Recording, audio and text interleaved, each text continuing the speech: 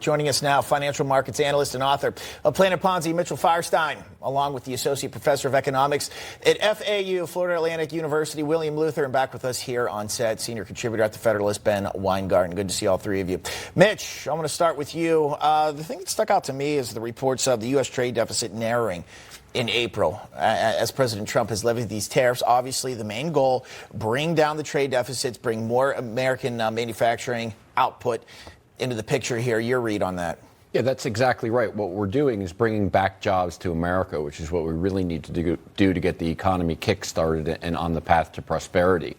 I think we need to get that bill passed as well. That's a really important part. And if we put some of the numbers that came out under the microscope today with a closer look, I think markets are anticipating the Federal Reserve cutting interest rates, which they have to do because they're so far behind the curve at this point. Yeah. I think. Sorry, Mitch, I didn't want to interrupt you, but I did just want to ask you about cutting rates. We know, as you said, behind the curve because Europe has been cutting rates. Right. Europe cut yesterday. They cut another quarter basis point. So if you have a scoreboard, Europe has cut 8 times in the past year. We've cut only 3. So that puts our businesses at a real disadvantage because if you have a global corporation, you're going to do your financing in Europe rather than do it in the United States because there's over 200 basis points differential between the interest rates here and the interest rates in Europe. And that's because the Fed has become very political with their 50 basis point cut to goose the Democratic Party before the elections. And then they tapered it off and they haven't cut yet, and they should have a long time ago. Yeah, William, your take on that, particularly us being behind the curve, as Mitch pointed out. We know that President Trump has been urging Federal Reserve Chair Jerome Powell to lower interest rates. Here's what he posted on Truth Social. ADP number out. Too late. Powell must now lower the rate. He's unbelievable. Europe has lowered it again 9 times. As Mitch pointed out, is it time to lower the rates?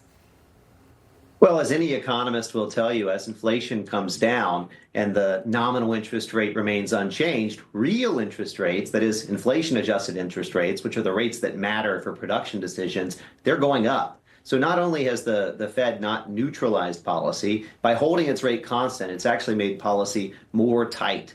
We've seen over the last 2 months that inflation has, on a month-to-month basis, has been below the Fed's 2% target. There's just absolutely no reason at this point why the Fed shouldn't cut, and yet it's not going to. The markets are giving it a 0% chance of cutting in June, a 16% chance in July. Those rate cuts aren't likely to come until September, and then even then only just 25 basis points. So I got to agree with the president here. Too late, pal. Ben, we've seen a lot of left-wing media, or mainstream media, you could call it, say that President Trump's tariffs would cause a recession at some point. Well, now we've had Elon Musk post the same thing on X. I want to get your reaction to that. Yeah, I mean, I think it's very short-sighted, and it misses the forest from the trees, which is that we need to reshore certain critical industries in the United States.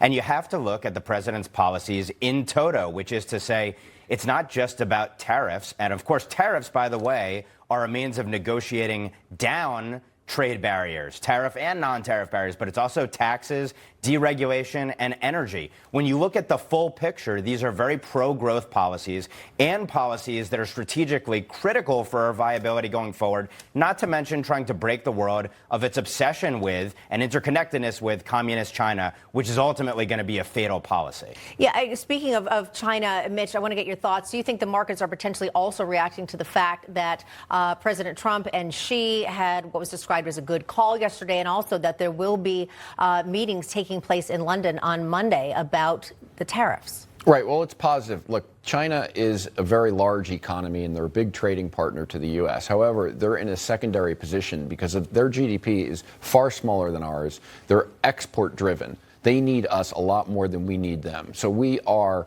leading this. And unless they deal with the tariffs and get us back on board and accept the tariffs and stick to it rather than manipulating the markets, then I think we're in a good position. But you have to also watch and make sure that these are currency adjusted, because if they play games to depreciate the currency, then they try to avoid or sidestep the tariffs that way. William, when it comes to the big, beautiful bill and the deficit and expanding the debt ceiling, to Ben's point, the bill aims for a lot of growth, bringing back jobs. Don't you think President Trump has taken all this into account? And again, I want to remind everybody, we're just a couple months into his presidency. There is time to add in some rescissions and scale back the spending after the fact. Well, I think that's what it's going to come down to. You know, at the moment, fiscal policy is not on a sustainable trajectory. We're spending way too much. I also don't want the tax cuts to expire. I think that that would be, a burden on growth there, a real headwind for the U.S. economy. But in order to keep those tax cuts in place, we need much bigger spending cuts. Voters don't like that. That's why they're not politically popular. But it is the prudent thing to do in this situation, and I hope that they'll be able to do more of that.